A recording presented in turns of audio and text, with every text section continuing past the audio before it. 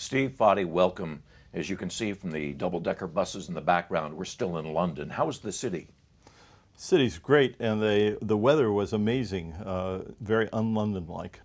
ICANN50 closed after two very big special forums, one discussing ICANN accountability mechanisms and one the process to guide the transition of the stewardship of IANA functions, which the U.S. government is, of course, relinquishing. We saw very strong community participation in both. Steve, what was your takeaway from those? We did indeed have a lot of participation, and that was heartwarming. The double track that you're talking about is very important. The transition of the stewardship of the IANA function has been something that has been anticipated for a long time and is finally coming to fruition. So there is a welling up of interest of all the people who've been waiting for it, and then a whole bunch of new people who want to understand what all this is about. I think it's a singular moment, one of the maturation points for ICANN, and it wouldn't have happened. We wouldn't be here if there hadn't been an understanding that we had actually reached this point already. And then, in addition to that, a visiting or revisiting of ICANN's accountability. It's something that we spend a lot of time on, but again, it's another evidence that we've reached a critical point in our growth process and our maturation, and both are very positive. Fadi? Yes, I agree, and I think the conduct of the meetings as well as the participation from the community are evidence, clear evidence that the ICANN model of work is a successful model, and everyone can participate and will participate. I think we saw at this meeting a true maturation of the ICANN meeting. A lot of people left feeling that they got their work done, they had their views heard, and as you noticed as well, Brad, during the closing public comment, public forum, we saw a very different level of dialogue as well. So delighted to see, frankly, an ICANN meeting start becoming more about the substantive core issues and the conduct of the community being comfortable towards progress and advancement of our agenda. It was a great meeting in that way. Let's center on that for just a second, Fadi. There was something new at this particular meeting, using remote participation hubs, remote video hubs, following on the success of NetMundial. Worth doing again? Absolutely, absolutely. We learned from NetMundial that remote participation can be enhanced. It worked beautifully at NetMundial, and we tested it for the first time in ICANN's history here in London. And frankly, it brought together 17 different locations on the planet, people around Africa and different parts of the world, participating live, via video, in our meetings, listening, asking questions, and getting answers. This is what it's about. It's frankly expanding ICANN's fabric so that it can encompass all the people in the world who need and will participate increasingly in the workings of ICANN. The expert working group on GTLD directory services, which you work with, Steve, has been working for months, thinking up new ways of reporting and maintaining website registration data. They held a session to collect community input. One member of the EWG, Stephanie Perrin, still not happy with privacy protections for people who have to supply personal data when registering a website. Was there progress on that front? Well, let me just step back and really compliment the work that the expert working group, everybody, including Stephanie. I had the privilege of sitting in on many, not all, but many of the meetings. This is a very, very knotty, thorny problem that has been challenging us for not just a little while, but a long while. About a year and a half ago, the board took a very big step and said, we're going to reconsider this whole area from fresh perspective, from first principles. We instructed the CEO to make progress on this. He convened this expert working group, an amazing set of people.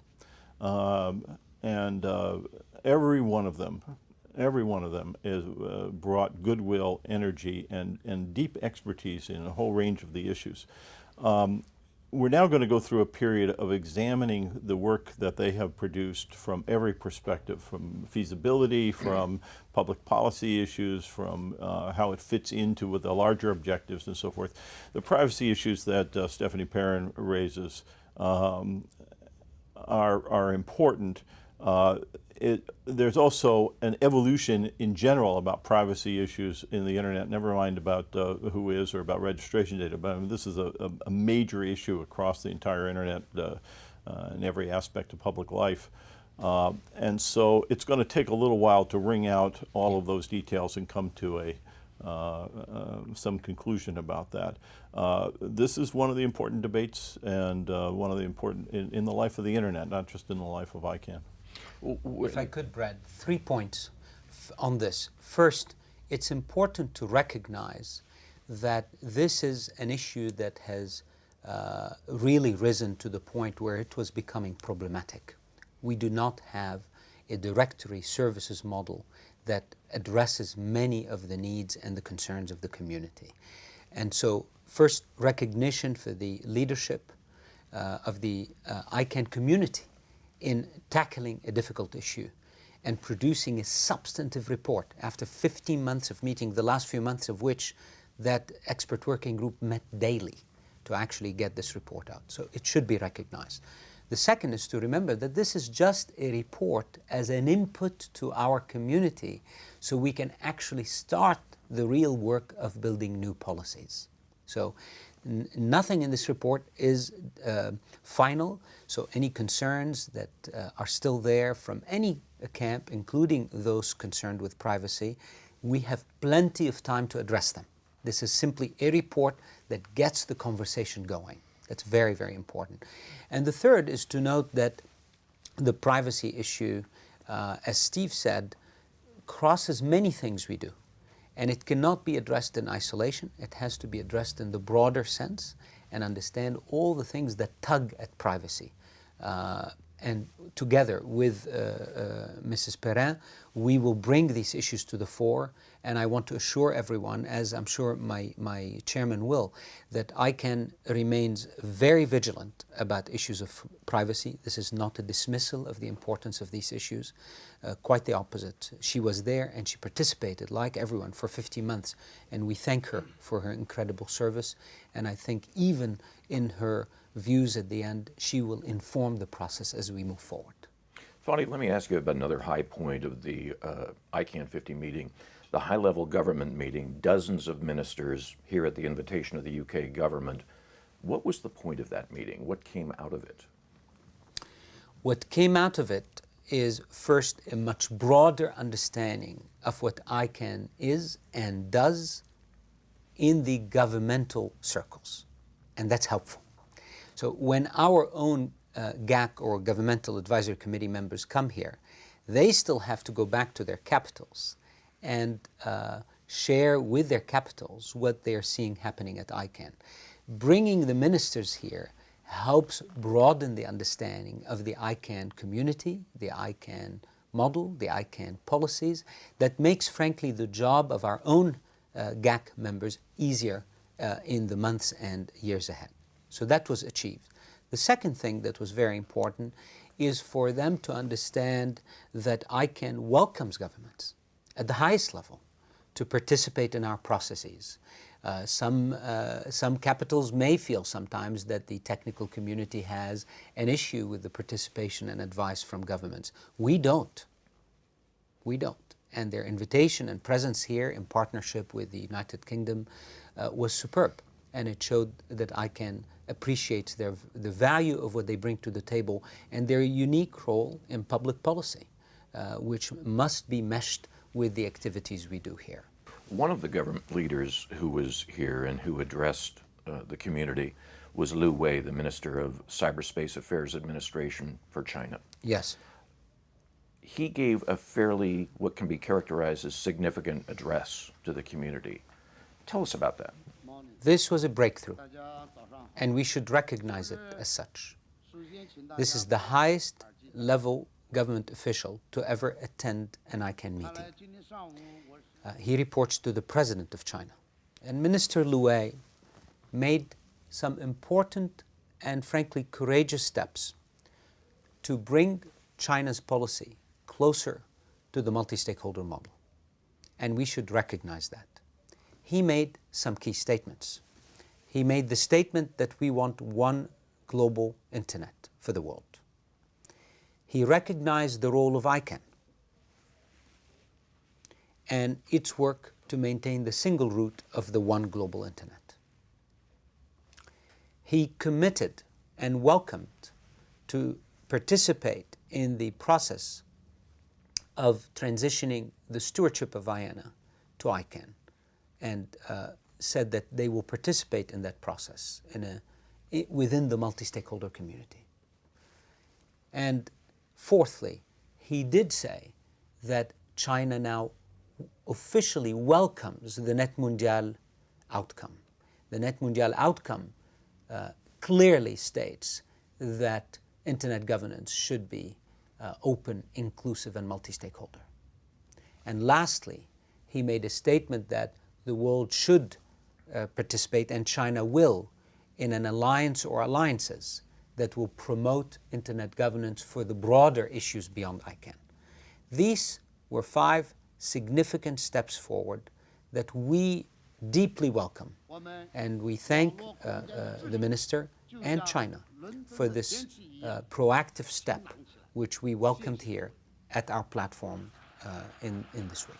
When you were in Washington testifying before Congress, you were asked repeatedly about the prospect of Russia or China taking over, grabbing control of the internet. Yes. Here's the highest ranking government official to address an ICANN meeting from China. Yep. In essence, endorsing by mere presence, if nothing else, forget his comments, the multi-stakeholder model in ICANN's work. The fears we have of any one party controlling the internet or fragmenting the internet, these fears are real. And the US Congress's questions to me during the hearings reflect sincere concerns, because the one internet brings enormous economic value and cohesion to the planet. And therefore we are all concerned about these. So what we saw this week is an actual, practical, effective step on the part of the Chinese government to say, we're going to do our part to not fragment the internet. We're going to do our part to participate in this forum that brings the private sector, the governments, the technical community, the academics, and civil society to actually advance an internet for the whole world. This is, frankly, historic. Steve, some very impressive numbers at ICANN50. More than 3,900 registered participants, 3,100 of them actually checked in. That's an amazing number.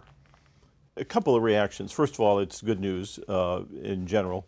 Second of all, it really means that a larger set of people are paying attention to ICANN, and so the impact that ICANN is having and the attention it's getting is spreading more broadly.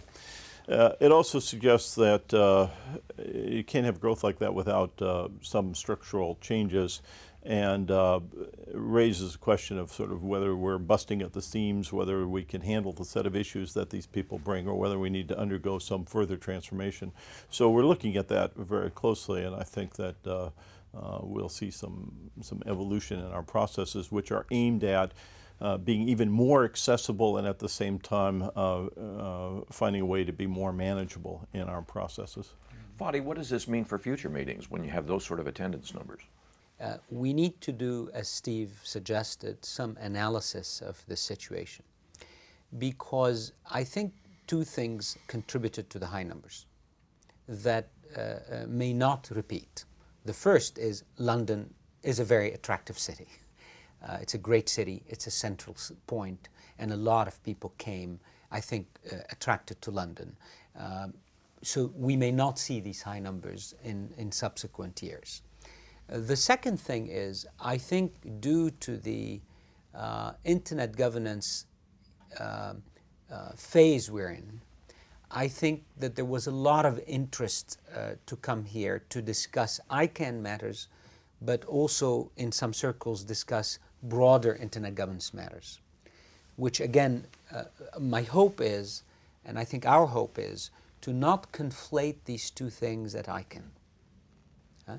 That whilst ICANN will remain, as I said, a clear participant in internet governance and will certainly represent the views and the values we have for the identifiers, the names and numbers in internet governance circles, we should not expand our role and hence also our meetings to be a place for broader internet governance discussions. These should have a home. They have already many homes, and we should enhance these homes like the IGF and support them and other fora, and other alliances that may be formed in order to create these places for people to meet and solve problems. And therefore I think that we will see a more careful analysis of the meetings and the agendas of the meetings and the size of the meetings. Now, I'm from Los Angeles, and the next meeting is in Los Angeles, and I'm going to at least have to stand up for my city and say that it will be as attractive as London, and I hope many will come as well. We don't expect a slowdown in this, at least in the next couple of meetings. Very good. Gentlemen, thank you very much. Thank you. Thank you.